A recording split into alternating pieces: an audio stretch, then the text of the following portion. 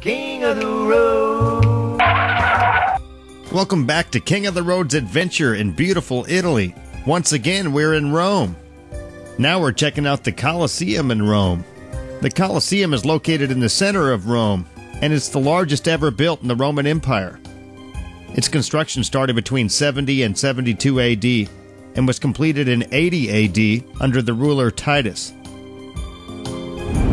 Originally capable of seating around 80,000 spectators, the Colosseum was used for gladiator contests and public spectacles, as well as gladiator games and other public events such as mock sea battles, animal hunts, executions, reenactments of famous battles, and dramas based on classical mythology. It's estimated that about 500,000 people and over 1 million wild animals died in the Colosseum Games. We are standing in front of the greatest monument in all of Rome. Of course, it's the Colosseum. It took 10 years to construct the Colosseum. They had gladiator fights in there until 483 AD. A lot of the original marble has been removed by former kings for their palaces.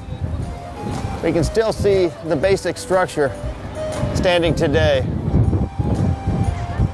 almost 20 centuries later. In fact, all of the stadiums that we go to in America today are really designed after this original Colosseum here in Rome. Outside the Colosseum, you can get your picture taken with a realistically dressed Roman soldier. Of course, since we had a video camera, we had to take it a step further.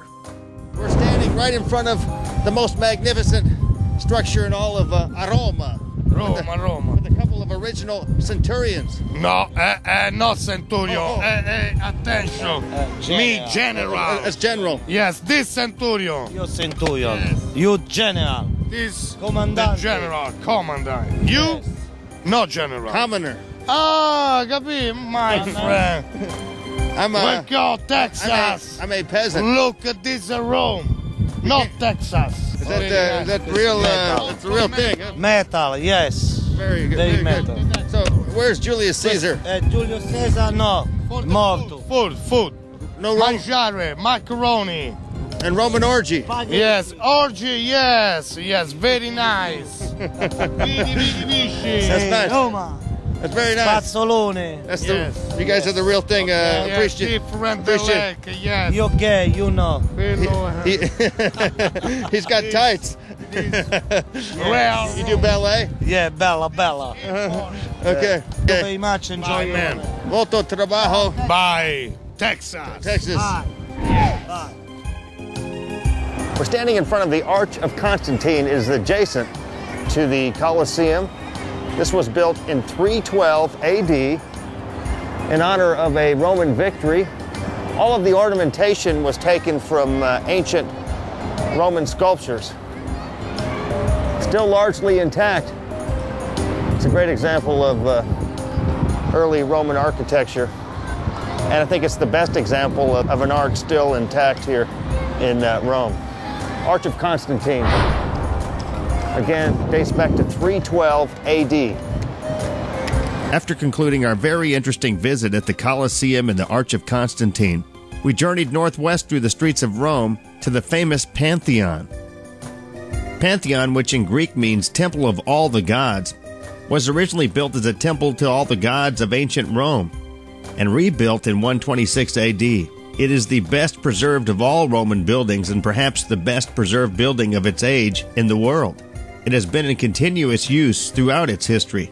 Since the 7th century, the Pantheon has been used as a Roman Catholic church. The Pantheon is the oldest standing domed structure in Rome.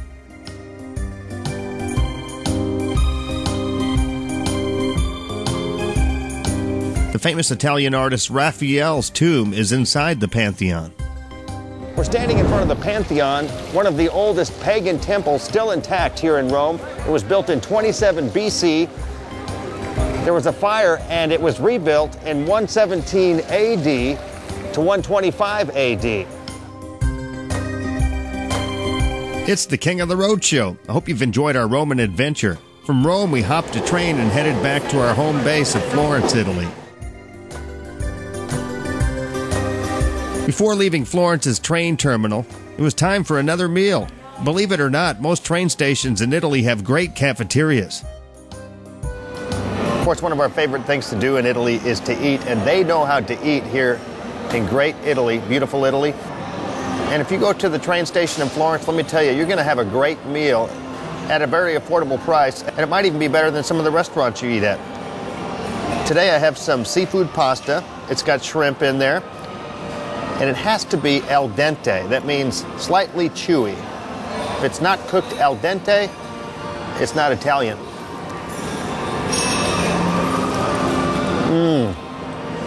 Here's some spinach. Not exactly spinach. The lady told me behind the counter that it's similar to spinach. And the spinach here is a very popular Italian dish. It's cooked in olive oil with garlic and seasonings. It's delicious. Definitely not from a can. And the pane, or bread, you got to have some bread. And in Italy, I'll tell you right now, it's not impolite to sop up the delicious sauces with your bread. You'll see people doing that when they finish their dinner. Everything has the precious ingredients, and the bread has no preservatives. We've been to some very fine restaurants on this trip to Italy, in Rome and Florence, and in Pisa. But you can't go wrong with the train station, I'm telling you right now. They really know how to cook, and as I said earlier, everything is al dente. The sauces have so much flavor. Lots of garlic, olive oil, and as my mother likes to call it, the secret ingredient, which I cannot divulge here on the King of the Road show. But I'm telling you what, when you come to Italy, plan on eating lots of pasta. And don't come if you don't like pasta. We're even having a little vino.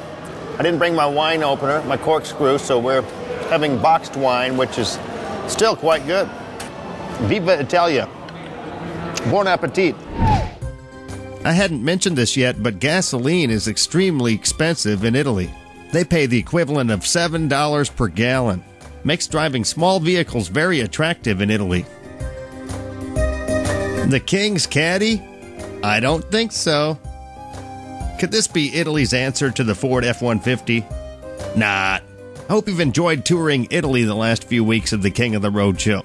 Stay tuned, we're planning a trip to Europe this spring. And we'll definitely revisit Italy. Sky King! Sky King, flying 434. We're 36,000 feet over, let's see, what is that, Greenland or something?